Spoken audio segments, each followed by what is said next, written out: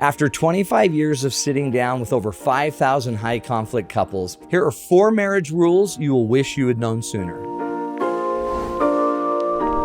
Rule number 1 is own your role. Fix yourself first.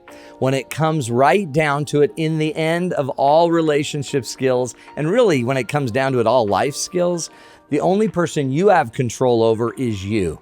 So you've got to own your own role in the marriage, work on yourself first, get your own house in order, and then you can start worrying about your partner and all of the things they need to change and fix. All resilient couples know that lasting change always starts from within. And it starts with you. It starts with what you can do, what you need to be in the relationship, how you think, how you feel, what you do, and what you're becoming in the relationship. Because all of that about you is what's dramatically and seriously impacting what the relationship becomes. So here's what it means. I want you to choose character-based responses over justified reactions.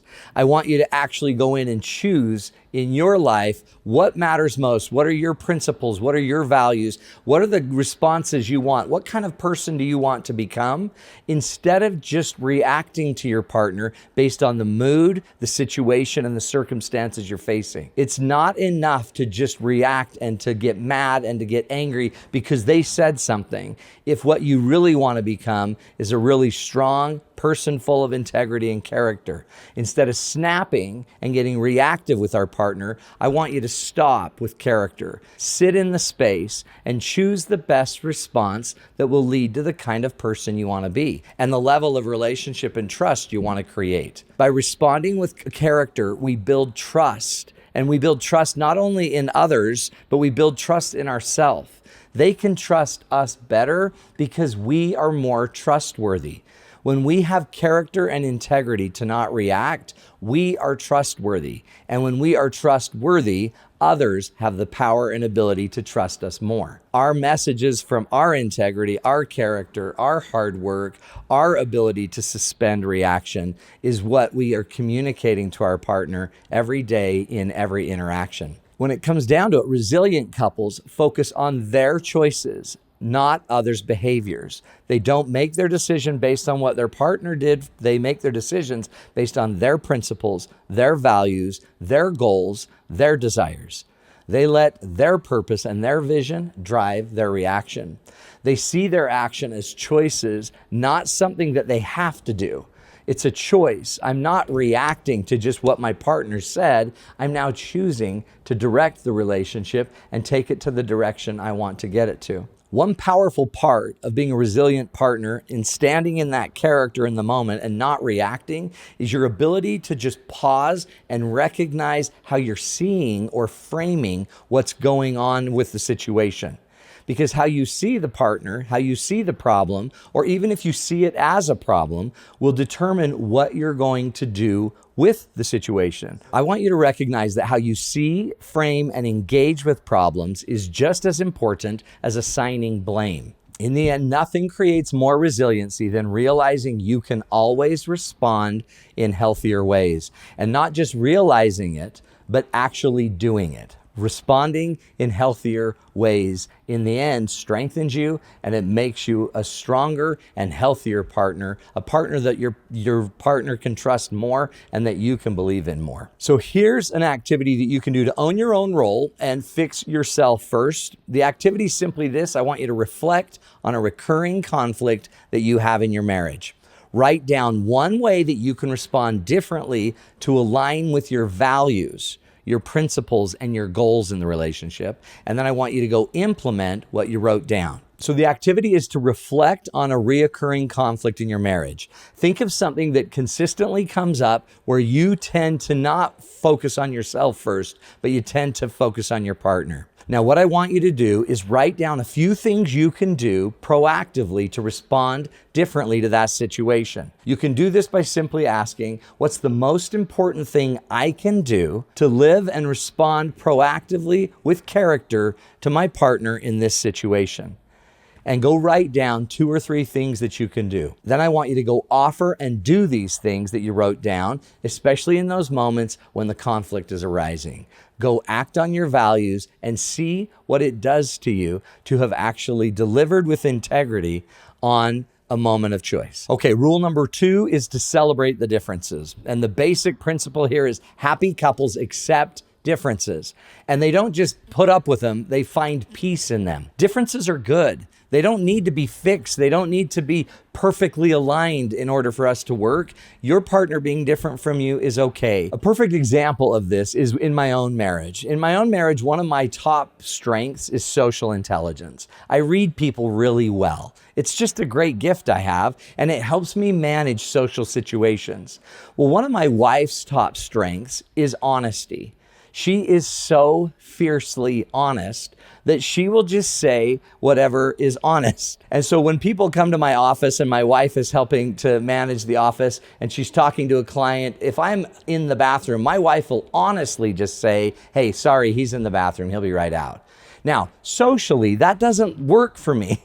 I'm too socially intelligent to have her say that. So that weird moment where I feel like you don't need to tell people I'm in the bathroom, and she's like, "What, do you want me to lie?" No, the reality is these are both of our strengths coming at each other in the same kind of force as if we were enemies. But really, we're just offering our difference. Differences are good, and they don't need to always be fixed. Resilient couples have the ability to find peace in what I call the and. The and is the space between our differences. I'm socially intelligent and socially gifted, and my wife is highly honest.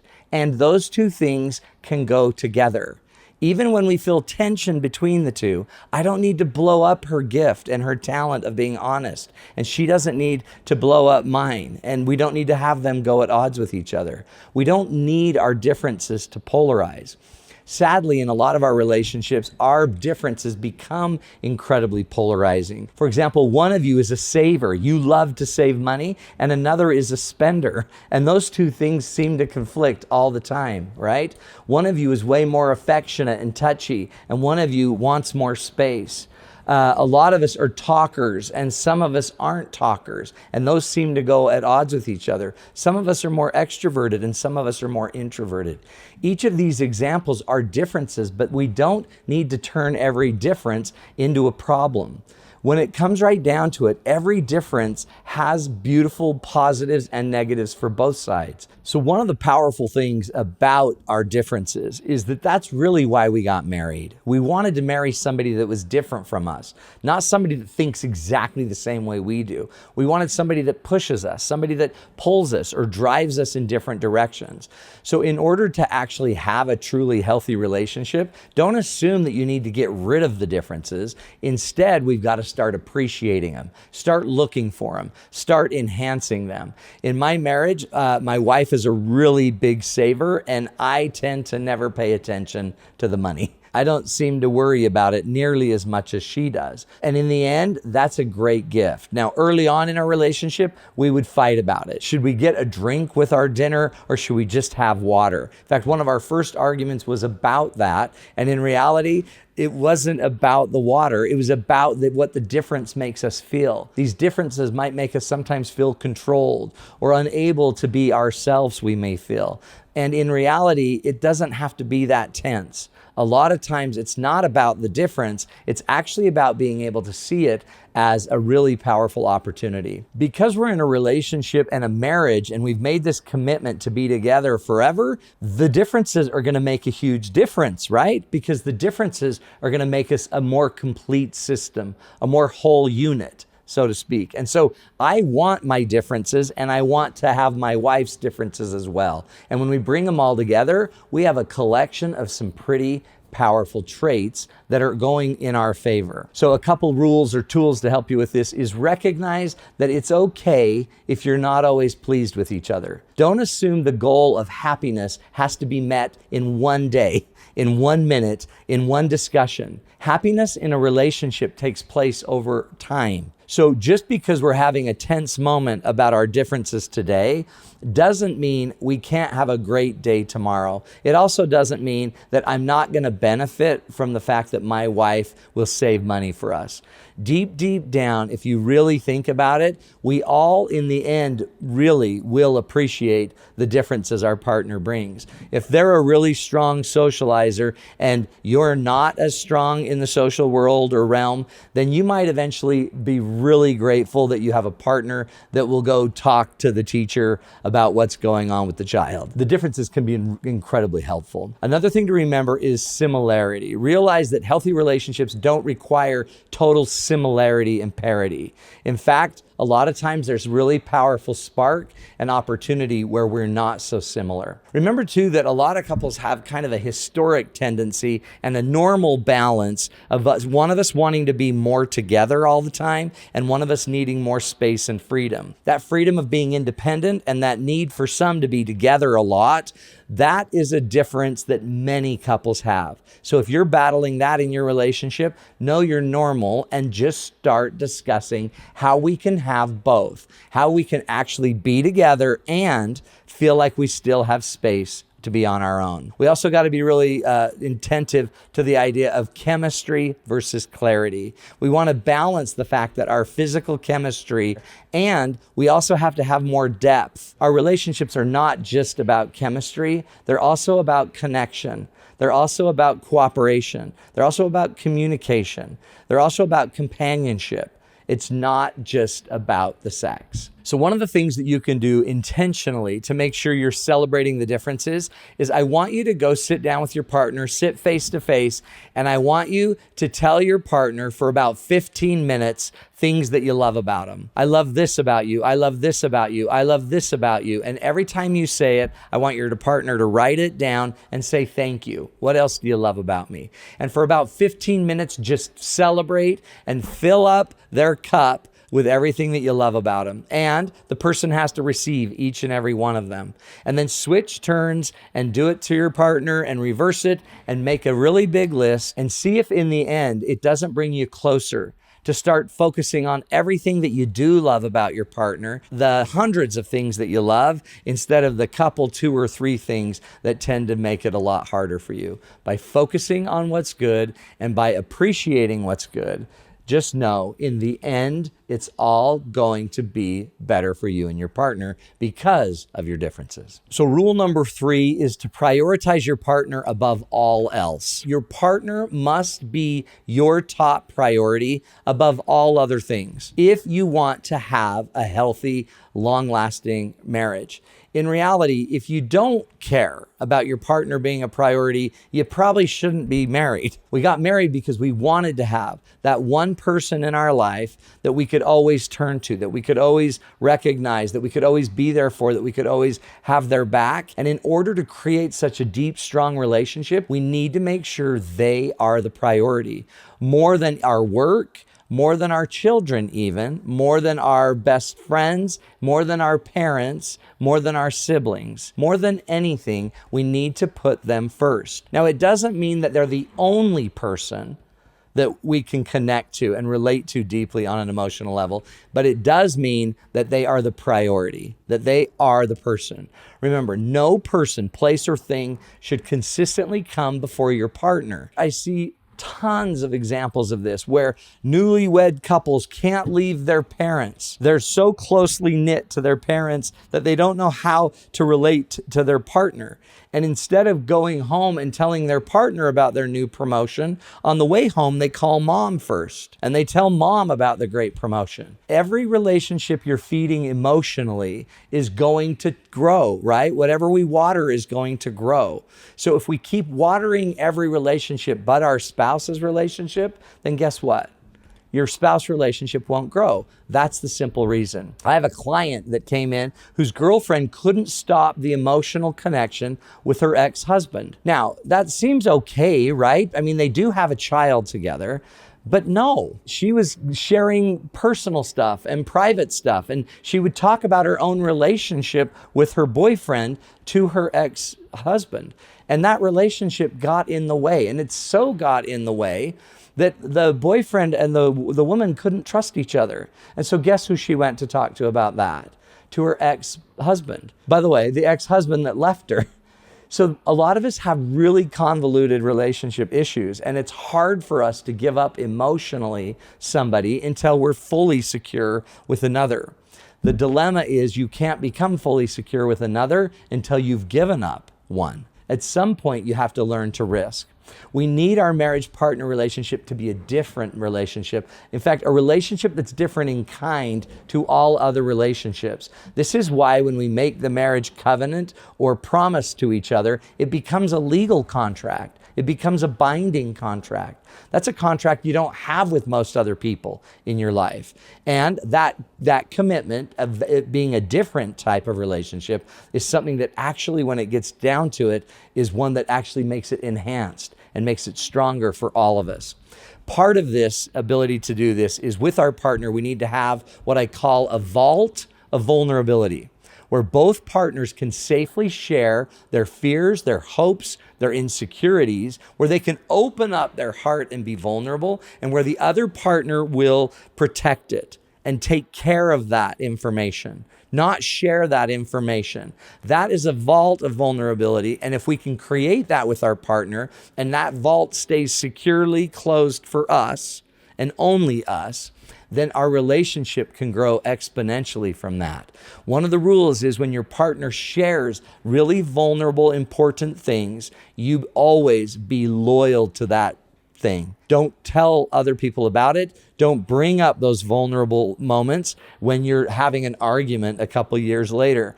Keep the vault of vulnerability tight. Show your partner that no matter what, they and their thoughts and their beliefs and their feelings are always safe with you. Remember again, you don't have to have your spouse be the only person you can confide in and turn to, but they do need to be the number one priority if you want the relationship to last a long time. Remember, whatever we water consistently grows. Protect the space by holding the boundaries and honoring sacred trust, and be willing to not share with others, especially if you're used to sharing with your friends and your family. Remember, once you're in an intimate marriage relationship, you've got to start building some boundaries that set that relationship aside, and start prioritizing that relationship. So when you have a new secret, when you have a new little bit of news, when you have a really funny joke, instead of automatically going to the people that habitually you've always gone to with those ideas, start instead sharing it primarily with your partner first. And partners, when your partner is sharing these things with you, make sure you prioritize a response that makes it so that they feel like you're actually receiving these things they're bringing, these ideas, these feelings. And remember, for all of us, here's the activity we need to be working on. Go start tightening up that vault of vulnerability that will protect you and your partner and help it be a place that we can actually store away our deepest, most intimate feelings, beliefs, and connections, and use that vault to go forward, building a stronger relationship. Remember too that you need to set very clear boundaries between you and your partner about who comes first. Concise boundaries about what you and your partner are going to do to protect this relationship. Be very clear about what we share and what we don't share. Also, be very intentional about trying to grow the emotional relationship with your partner, and be very open to try to grow the relationship back. When one partner is sharing and the other doesn't care about sports, they're going to want to go back to the other side of their friends and talk to the things that matter most to them. Now, a lot of you I know have already tried to build this vault of vulnerability with your partner, and it's kind of been violated, or it's been ignored, or it didn't matter to them. So what are we supposed to do with that? I would sit your partner down, look him in the eyes and say, look, I want to be closer to you. I want to go back to putting you first. in my life and in our relationship, and I want you to put me first. Can we agree to start building this vault of vulnerability? Let's make some rules about what relationships we're struggling with, what people in your life are making it a little harder for me to connect, and vice versa. And let's start building a plan for how I can let you in more to my life and you can let me in more to your life. And instead of making everyone else in our partner's lives our enemy, let's just be grateful that to some degree your partner has someone to go talk to about the sports, or might have somebody to go share something about their favorite show on television. But in the end, let's always make sure we're coming back to each other and growing this vault of vulnerability. Obviously, when you think about a conversation like this, it's not easy. It's not just something we can just do quickly. In fact, this is what I've been doing now for 30 years, is helping couples with these difficult conversations. So if you want to go deeper in those conversations, we have a ton of resources for you that will help you get through it step by step. Just go to matttownsend.com and check out all of our classes and workshops and resources to help you learn to feed those starved needs. So to truly have a long-term relationship, one that will actually last for 10, 20, 30, 40, 50 years, you're going to have to make the relationship an important, essential priority to your life and to your existence, really, right? Now, I'm not saying you can't have hobbies. I'm not saying you can't go hang out with your family and friends. I'm just saying it can't be your primary source of fulfillment in your life. We want to create balanced lives, physically balanced, socially, emotionally, spiritually, financially. And it's probably not realistic to have our partner have to do all of those. However, our partner should be a core part of each and every one of them. If we go to the doctor to have an appointment and to have a checkup, when we go home, we should talk to our partner about our checkup so they understand what's going on with us physically. Socially, we should have connection and relationships with each other. Emotionally, I should open up my heart to them. Not just to my ex-partner that I used to do that with, or not just to my mom that has done it since I was a baby. We need to be able to do it with our partner today. Financially, we need to be open and clear and honest about those things so that our partner feels like they're involved and they're not just, coming to the show after the fact. In the end, relationships need communication and attention and focus and energy to make it work. So here's a fun activity for you. I want you to sit down with your partner and identify what are some things that we can do for each other to make our partner feel like they are a priority to us.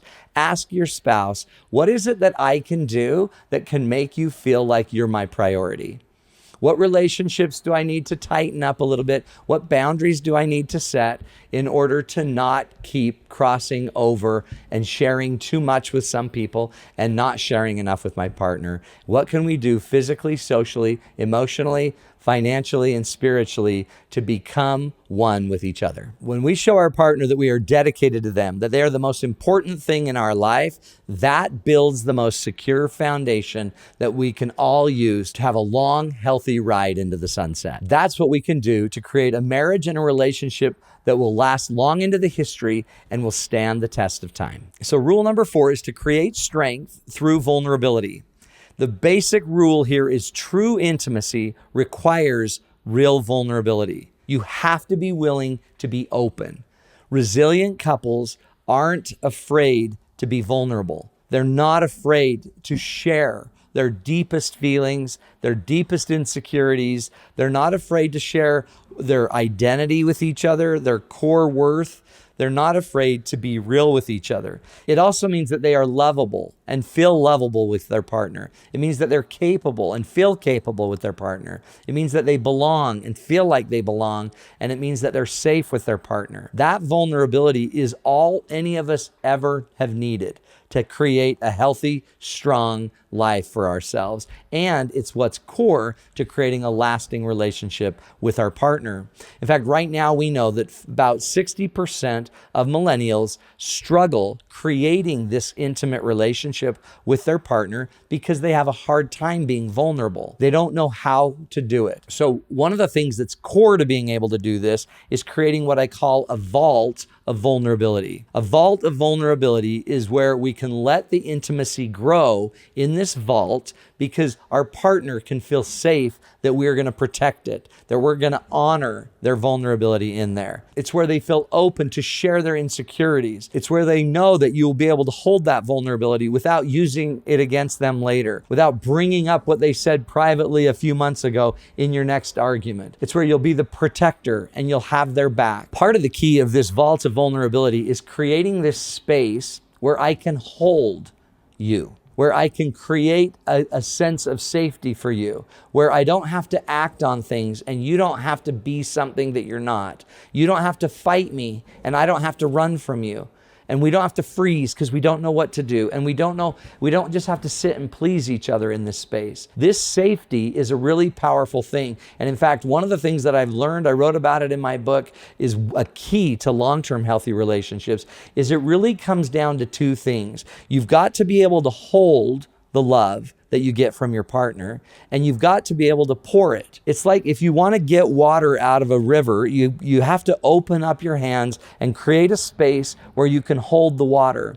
Some of us in our relationships don't know how to hold it very well. We don't know how to hold the space for others, and a lot of us have too many holes that we're leaking the water out. So we don't end up holding the love, the vulnerability. We don't feel lovable, capable, belonging, and safe. We also don't know how to pour it to each other. And if I don't know how to pour love into you and you don't know how to hold love, we're not going to be able to create that long-term healthy relationship. Every single couple that I have worked with over the years has an issue with either holding love or pouring love. So think that through. Does that resonate with you? In your relationship, do you have the ability to hold the love? Do you have the ability to not take offense?